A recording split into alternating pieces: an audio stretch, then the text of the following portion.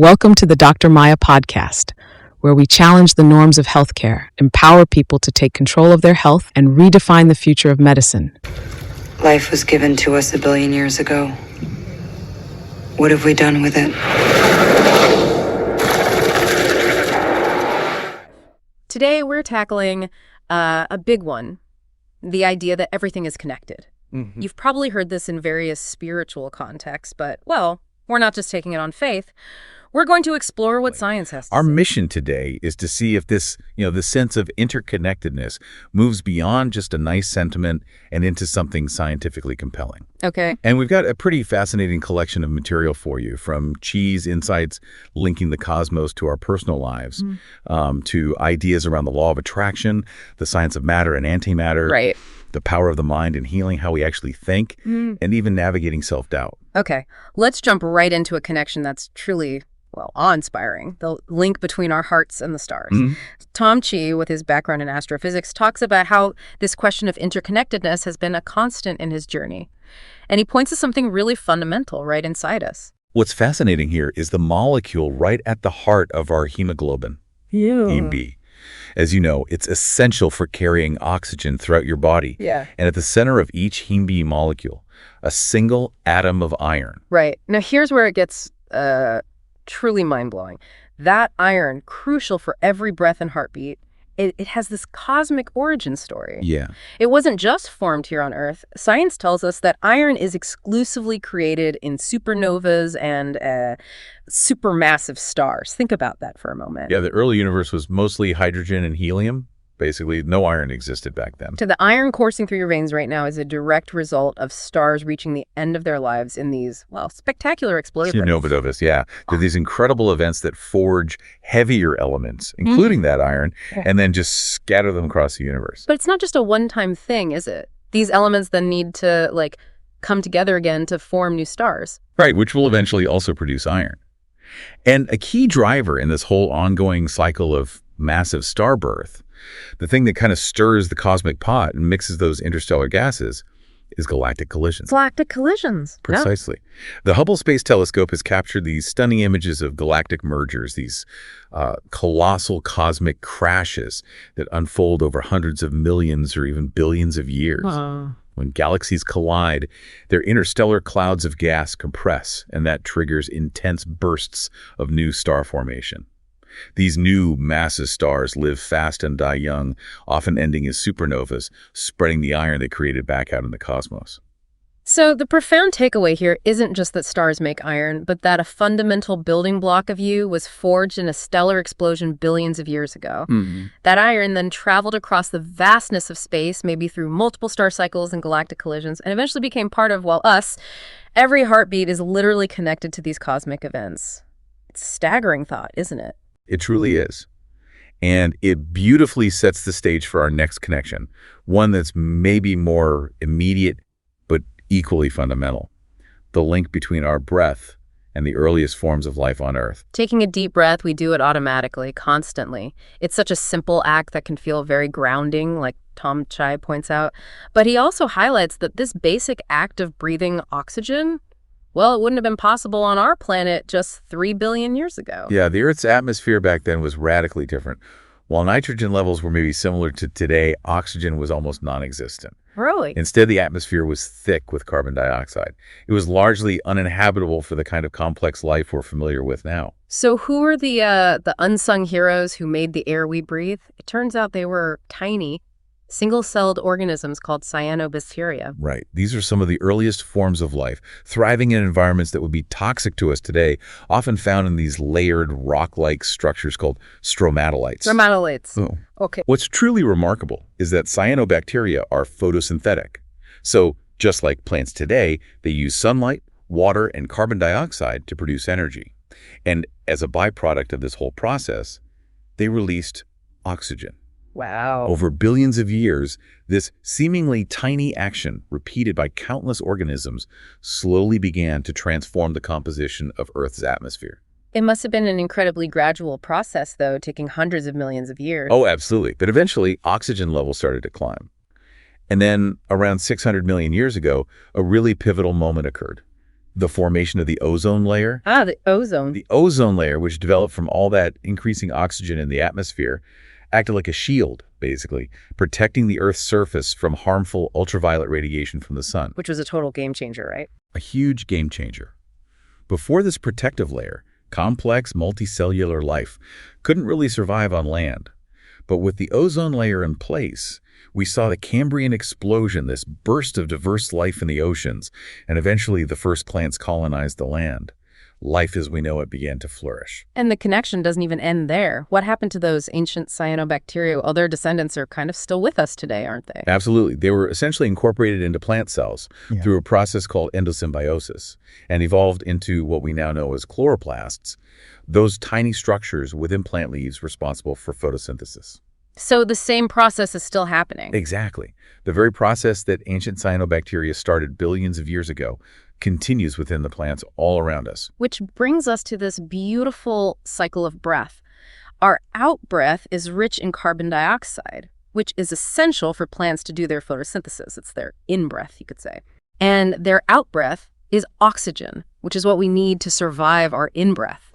It's this continuous fundamental exchange, a deep interconnectedness between the plant and animal kingdoms. It's a profound thought experiment, as Tom Chi suggests. Yeah. Imagine being one of those single-celled organisms billions of years ago, just, existing day to day. Yeah. You wouldn't have had any concept that your simple existence was laying the groundwork for all the complex life that would eventually arise. Yeah. It makes you wonder about the potential impact and meaning of our own lives, which might extend far beyond what we can currently comprehend. Absolutely. Now let's shift our focus a bit from the cosmic and the ancient to something that feels distinctly human. The connection of our minds. And Tom Chi is careful to clarify here, this isn't about telepathy or anything scientifically unsubstantiated, but rather a connection forged through shared history and the accumulation of innovation. He uses the example of a piano. The piano, yeah. It's an incredibly complex instrument, demands immense coordination, a deep understanding of musical theory, and years of dedicated practice to achieve mastery. Right. Brain imaging of concert pianists actually reveals just how much of their neural network is dedicated to this skill, these intricate patterns of thought and muscle memory. But here's the crucial point he makes. That intricate pattern of thought, that ability to play the piano, it simply wasn't possible even a few centuries ago because the piano itself wasn't invented until around the year 1700. Right. And certainly 5,000 years ago, the concept of playing such an instrument wouldn't have even entered someone's imagination. And the invention of the piano wasn't some isolated stroke of genius either. It was built upon centuries of progress in mechanical engineering, the evolution of earlier stringed instruments, countless other preceding developments in human thought and skill. It was really a culmination of many different threads of innovation. This leads to Chai's concept of the palette of being. We are all born into a world that already has this vast history of accumulated experiences, knowledge, and ways of being from all of humanity before us. We can only really paint with the colors, the skills, the knowledge, the technologies that are available on our palette at the time we are born. That's a great analogy. Yeah. Consider this.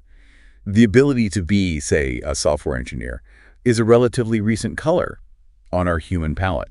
It simply wasn't an option a few hundred years ago. But the amazing thing, as Chi points out, is that we also have this unique capacity to create new colors through our own inventions, our development of new skills, and the emergence of new ways of understanding the world. And he suggests that the prevalence of the everything is connected idea in many spiritual traditions might arise from the fact that societies that deeply internalize this idea tend to cultivate greater empathy, understanding, and consideration for one another. It seems to foster a more holistic perspective, right? A stronger sense of shared humanity. And perhaps this is why this idea, in various forms, keeps reappearing at the heart of both spiritual wisdom and, as we're exploring now, scientific inquiry. This concept of interconnectedness seems to extend even further, touching upon ideas like the law of attraction, which we've encountered in some of our sources. Right. Ancient wisdom found in texts like the Upanishads with their profound statements, Tat Tvam Asi, that is you, Aham Brahmasmi, I am Brahman. They suggest this fundamental unity, that we are all part of the same ultimate reality. Is there any scientific resonance with this kind of idea? Well, what's fascinating is the growing scientific appreciation for our cosmic origins. We are quite literally stardust. Stardust. Our planet is constantly being bombarded with tiny particles from across the universe becoming part of us. The very atoms that make up our bodies can be traced back to the nuclear furnaces of distant stars. And this connection goes beyond just the origin of the matter itself, doesn't it? There seems to be a fundamental chemical link as well. Absolutely. The most abundant elements in the universe, hydrogen, oxygen, and carbon, are also the most abundant elements in the human body. In a very real sense, you could say we are carbon copies of the universe in terms of our basic chemical composition. So the notion that you are the universe experiencing itself isn't just some poetic phrase. There's a scientific basis to suggest a deep unity in our fundamental building blocks. Exactly. And perhaps this perspective offers a new way to think about the law of attraction, the idea that when you truly desire something, the universe conspires to help you achieve it. One of our sources even proposes that the law of attraction might stem from this underlying truth that you are the universe in a fundamental sense. It even touches upon the formation of Earth itself, originating from a molten mass ejected from the sun, initially entangled, and then solidifying through impacts, creating the matter we now inhabit. It's a really deep thought. It really is. This interconnectedness also reveals itself in the powerful link between our minds and bodies, especially when it comes to healing. The placebo effect. Yes, the placebo effect. Something the medical community has studied extensively for over half a century, stands as pretty compelling evidence of this connection. Indeed. The placebo effect, where a sham treatment, like a sugar pill, results in genuine physiological improvements, demonstrates the body's remarkable capacity for self-healing, often triggered simply by the mind's belief in the treatment. And the Spontaneous Remission Project database is truly remarkable. It documents thousands of cases where individuals with so-called incurable conditions, advanced cancers, HIV, heart disease, and more have experienced complete recovery without conventional medical intervention. It's quite stunning. And the story of Mr. Wright in Kriviosin perfectly illustrates the power of belief. His tumors regressed significantly, not once but twice, when he believed he was receiving a potent new drug. Even when it wasn't. Even when it turned out to be just distilled water.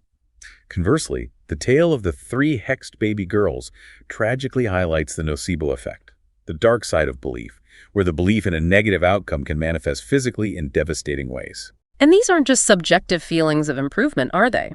Studies have shown that placebos can lead to measurable physiological changes, like ulcers healing, inflammation decreasing, even hair growth in some cases.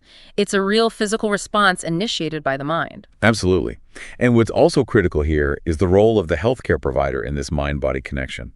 Research by Ted Kapjuk suggests that the empathy, the care, and the belief conveyed by the doctor can significantly amplify the placebo effect. So the doctor matters. In a way, the doctor themselves can become the placebo, or unfortunately, through negative pronouncements, the nocebo. This highlights the potential for what one source termed medical hexing through overly pessimistic prognosis.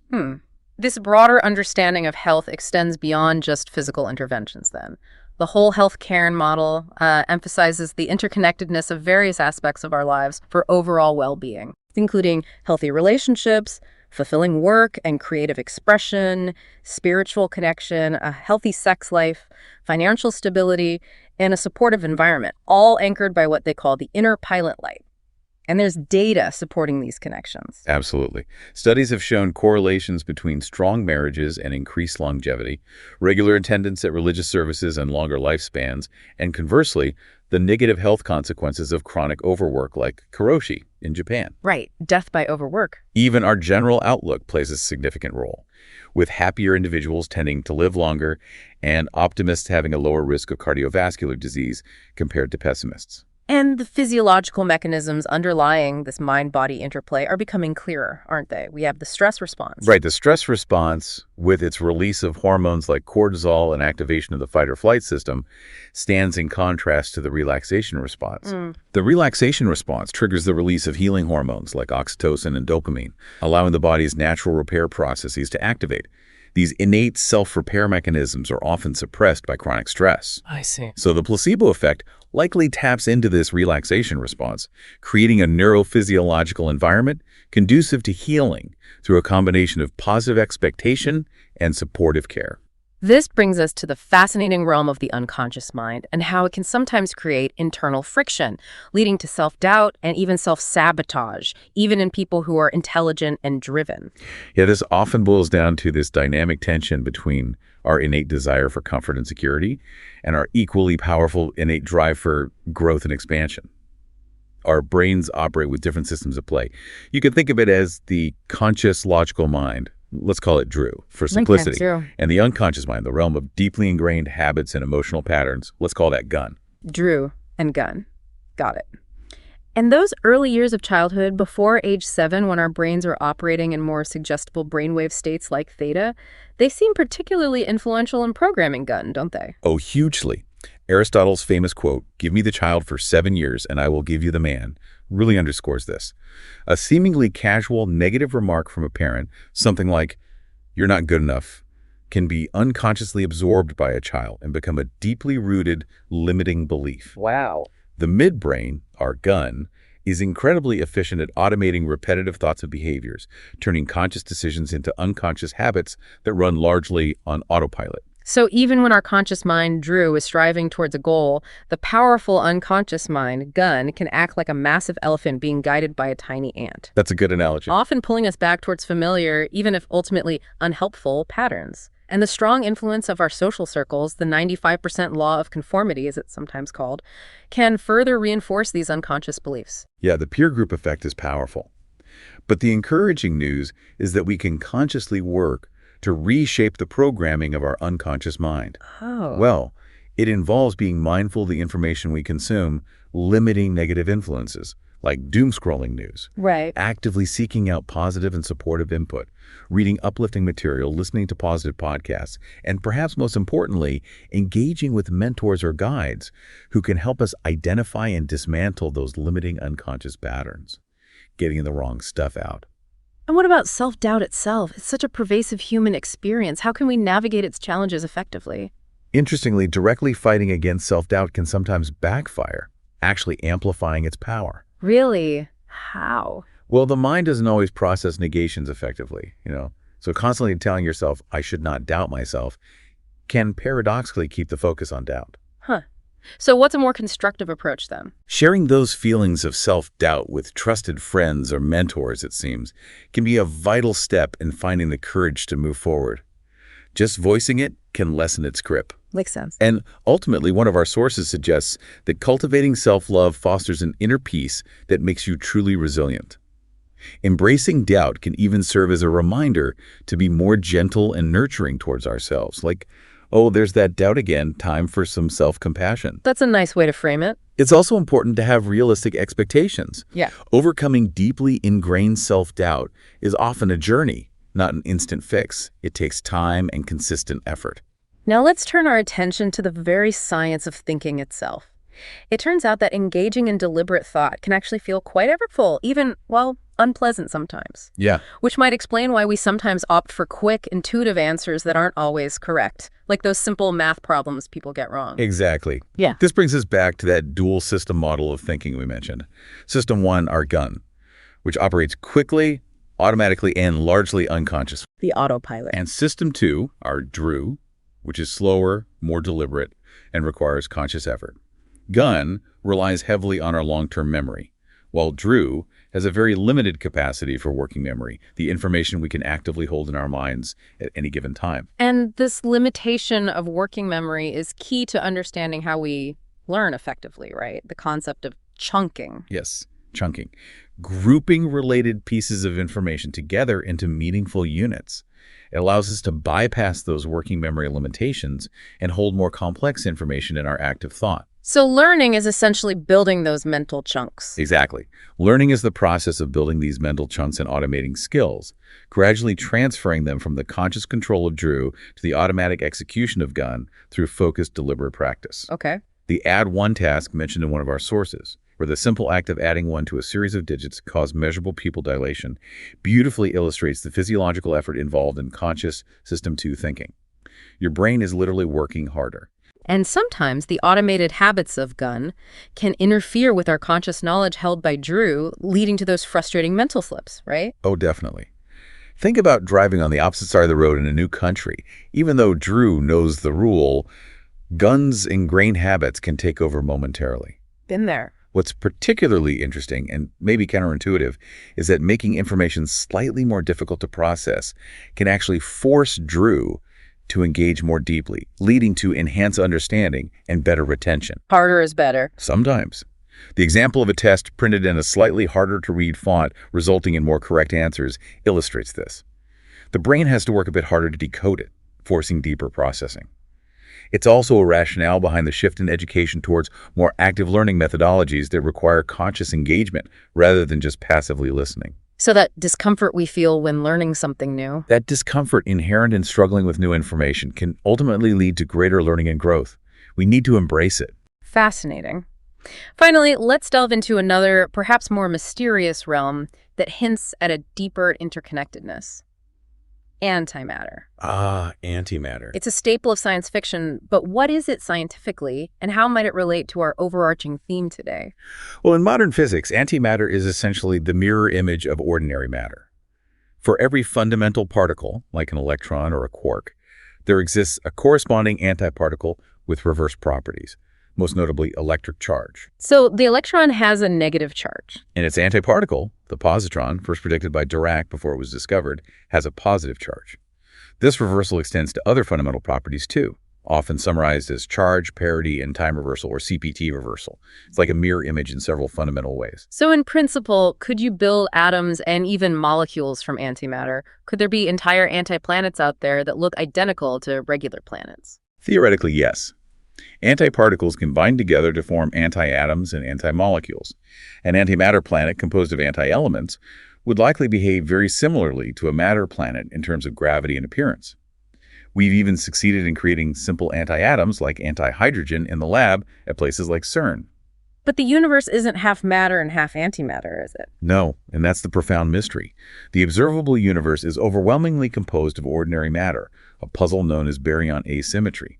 Why the imbalance? We don't fully know. Where does antimatter even come from? Well, high-energy photons like gamma rays can actually transform into a particle-antiparticle pair, say an electron and a positron, when they interact with an atomic nucleus. That's a direct consequence of Einstein's famous equation, EMCO show, energy converting to mass. Wow. Antimatter particles are also detected in cosmic rays, likely produced by high-energy astrophysical events, like supernova explosions or processes occurring near black holes. And scientists at CERN have been doing some pretty groundbreaking experiments involving antimatter, haven't they? Testing gravity. Absolutely. The Altair experiment at CERN, for instance, has provided compelling evidence that antimatter, specifically antihydrogen, is affected by gravity in the same way as ordinary matter. It falls down, not up. Okay, so no anti-gravity. It seems not, which confirms a fundamental prediction of Einstein's theory of general relativity and challenges some alternative theories that proposed anti-gravity for antimatter. They're also actively searching for larger antimatter nuclei, like antihelium, in cosmic rays. Finding those could potentially hint at the existence of larger antimatter structures, like anti-stars, elsewhere in the cosmos. It sounds incredibly challenging and really resource-intensive to produce and study antimatter. Oh, it is. The quantities produced in labs are minuscule, like vanishingly small. And storing it presents huge technical hurdles because it annihilates instantly upon contact with ordinary matter. Right, big explosion. A very big explosion, releasing pure energy. However, that annihilation is also what makes its potential applications so tantalizing. Its incredibly high energy density makes it a theoretical candidate for highly efficient rocket fuel for deep space travel, though we're a very long way from that. So from the iron in our blood originating from distant stellar explosions, to the oxygen we breathe thanks to ancient microbial life, to the shared tapestry of human thought shaped over millennia, and even the enigmatic relationship between matter and antimatter. Yeah. It really seems this intuition of interconnectedness runs deep through the very fabric of reality. Exactly. We hope this deep dive has provided you with some of those satisfying aha moments, offering a concise yet thorough exploration of this profound concept without, overwhelming you with excessive detail. So considering the scientific landscape, does the ancient wisdom suggesting that everything is connected appear less like an abstract philosophical notion and more like a fundamental reality woven into the very structure of the universe and our place within it? What other seemingly abstract ideas might hold surprising scientific truths just waiting to be uncovered? It's definitely something to contemplate until our next deep dive.